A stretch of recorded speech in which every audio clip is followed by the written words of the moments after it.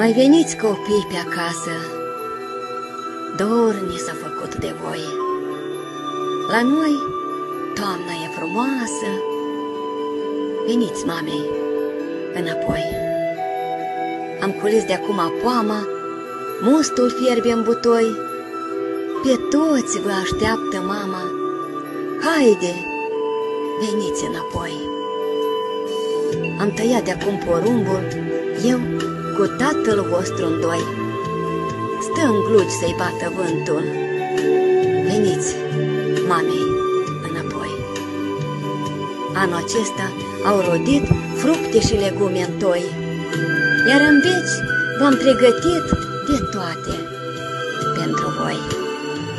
Să-mi spuneți voi ce n-ați spune, dar am fiert țuică din prune și am ascuns-o prin ulcioare acolo, în casa mare.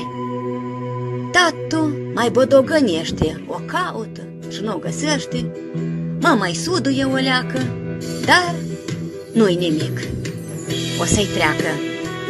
Dar voi să nu retrăiți, totul e bine la noi, doar că ai voștri părinți duc un dor mare de voi.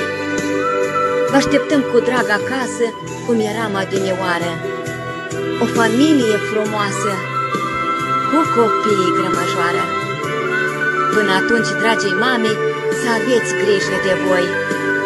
Mă voi ruga la Doamne, Doamne, să vă întoarceți înapoi.